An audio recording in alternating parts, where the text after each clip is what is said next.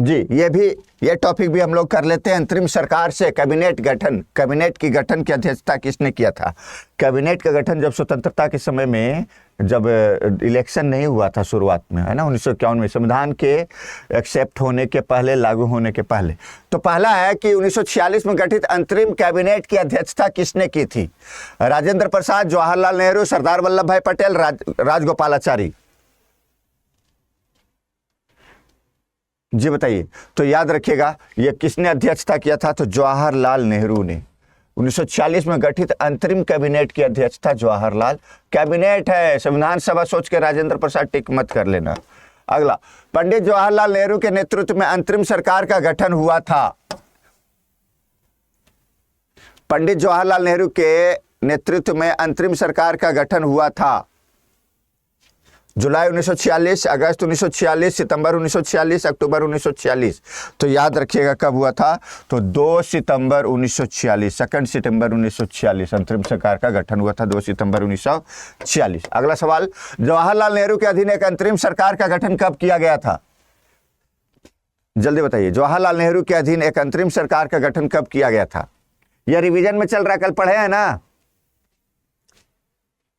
जल्दी से अंतरिम सरकार से 10 क्वेश्चन हुआ था। हाँ बिल्कुल, मुझे ध्यान में आ गया। चलिए, बहुत बढ़िया, बहुत बढ़िया।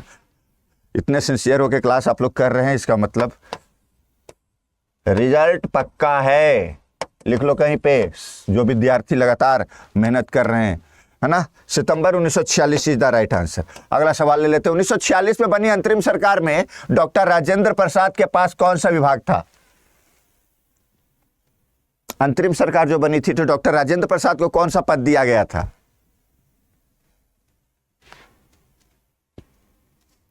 तो सी इज द राइट आंसर, खाद्य और कृषि विभाग। मैंने बोला था ना, राजेंद्र प्रसाद किसानों से जुड़े हुए थे, खाने पीने वाले विचार, है ना। और रक्षा कौन किनके पास था? बलदेव सिंह। इनके पास बल था, और जिनके पास बल रहेगा वही ना रक्षा करेंगे, है ना। विदेश मामला, विदेश घूमने का शौक किनके पास हुआ करता था भाई साहब?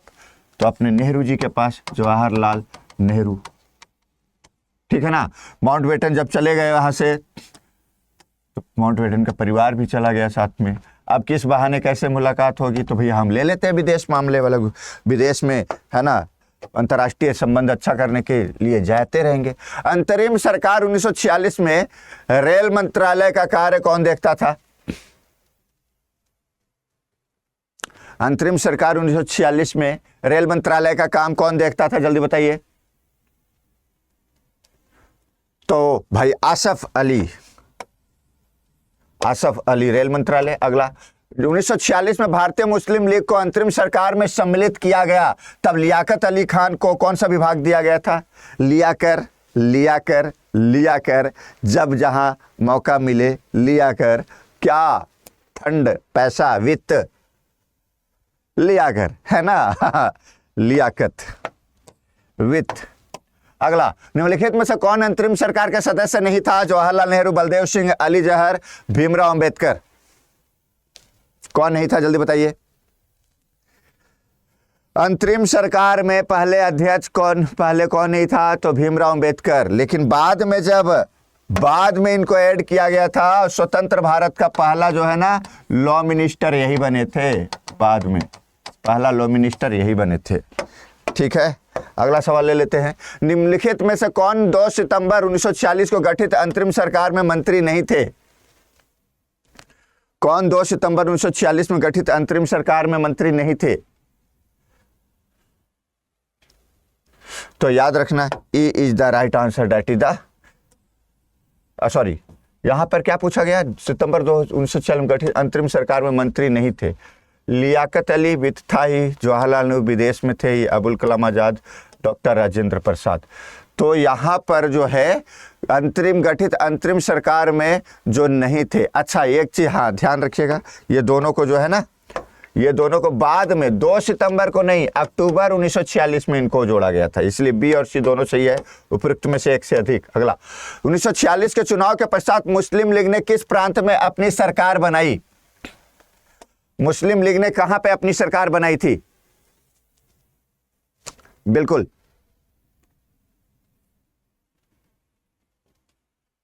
तो तो मुस्लिम लीग बंगाल में सरकार बनाई थी, क्योंकि बंगाल में कांग्रेस का जो है नहीं हो पाया था कुछ, 1937 में भी यहाँ पे बहुमत नहीं मिला था। ठीक है, अगला सवाल, निम्नलिखित में से कौन सी तिथि मुस्लिम लीग ने सीधे कार्रवाई दिवस हेतु सुनिश्चित किया था? सीधे कार्रवाई दिवस हेतु, सीधे कार्रवाई दिवस हेतु किसने सुनिश्चित किया था? 13 अगस्त 1946, 15 अगस्त 1946, 14 अगस्त 1946, 16 अगस्त 1946। देखिए इतनी बार आया हुआ सवाल है, ये इतनी बार आया हुआ सवाल है। कैबिनेट मिशन, अंतरिम सरकार, संविधान सभा से जुड़े ये सारे प्रीवियस ईयर क्वेश्चन और नए सवाल भी है कुछ कुछ। ठीक है, आपको मिल गए डी। तो इतने सवाल है ना का रिवीजन आप लोगों को रैपिड फायर में करवाया गया। कमेंट में ज़रूर बताइए कितने आपके सही हुए, कितने जानते थे, कितने सीखने का मौका मिला। इस तरह से जुड़े रहिए हमेशा हमारे चैनल के साथ। Thank you. तो ये पहला सवाल आपका, स्वतंत्र भारत के लिए संविधान की रचना हेतु संविधान सभा का विचार निम्न में से सर्वप्रथम किसने प्रस्तुत किया था? इसको मैंने कल बताया था। 10 सेकेंड होंगे आपके पास जवाब देने के लिए। हट जा रहा हूं मैं।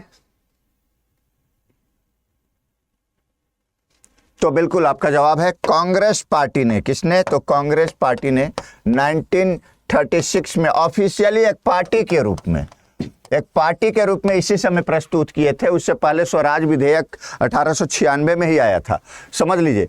ठीक है, तो अगला सवाल को ले लेते हैं। क्या है अगला सवाल? अगला सवाल है, संविधान सभा जिसने भारतीय संविधान का निर्माण किया उसका गठन किया गया था। जल्दी से बताएंगे। संविधान सभा जिसने भारतीय संविधान का निर्माण किया था उसका गठन किया गया था। तेजी से जवाब हम लोग देंगे यहां पर। तो कैबिनेट मिशन प्लान के अंतर्गत किसके? संविधान सभा जिसने भारतीय संविधान का निर्माण किया था, गठन किया था, कैबिनेट मिशन प्लान के अंतर्गत। D is the right answer. निम्नलिखित में से किस एक ने भारत के लिए संविधान सभा के विचार दिया? निम्नलिखित में से किस एक ने भारत के लिए संविधान सभा के गठन का विचार दिया? Simon commission, Rajaji formula, cabinet mission योजना, वेबल योजना। उपयुक्त में से कोई नहीं, एक से अधिक।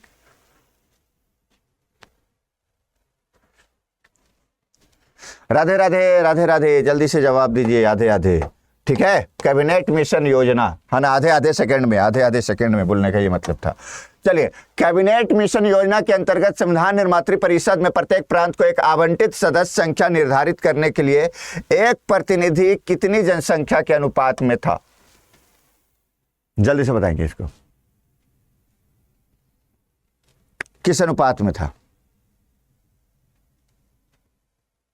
तो 10 लाख पर, बिल्कुल सही है। 10 lakh, B is the right answer. आप लोगों का जवाब बिल्कुल सही है। 10 लाख पर एक प्रतिनिधि जाना था संविधान सभा में। संविधान सभा का पहला सत्र कब हुआ था? संविधान सभा का पहला सत्र कब हुआ था?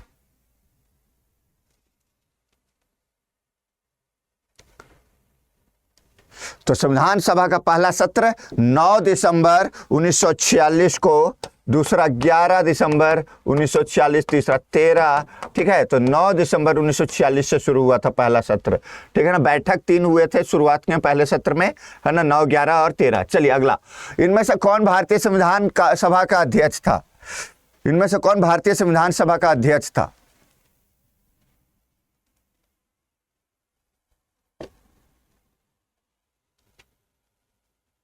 तो कौन संविधान सभा का, भारतीय संविधान सभा का अध्यक्ष कौन था?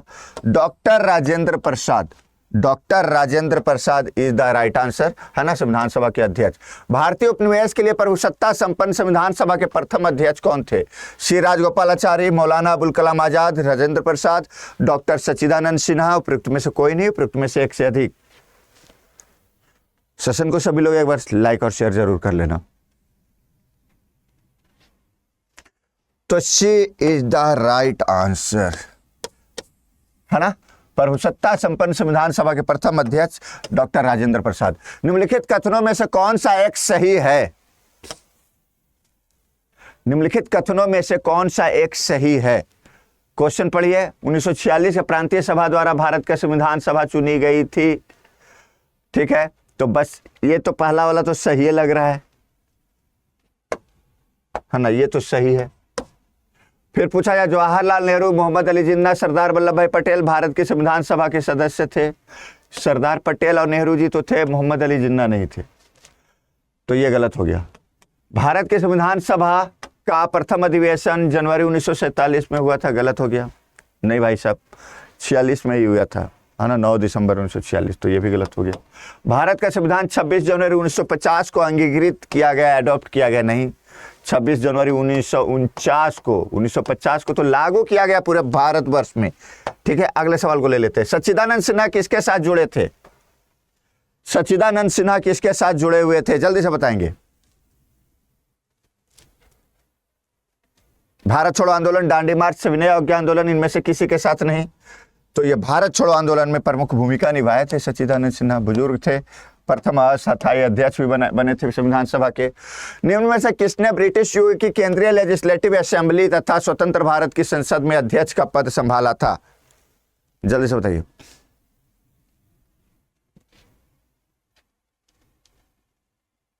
तो ये ध्यान रखिएगा, ये थे जी.वी. मावलंकर, गणेश वासुदेव मावलंकर, जो है ना केंद्रीय ब्रिटिश युग में केंद्रीय लेजिस्लेटिव में भी थे और संसद का भी अध्यक्ष पद संभाले थे।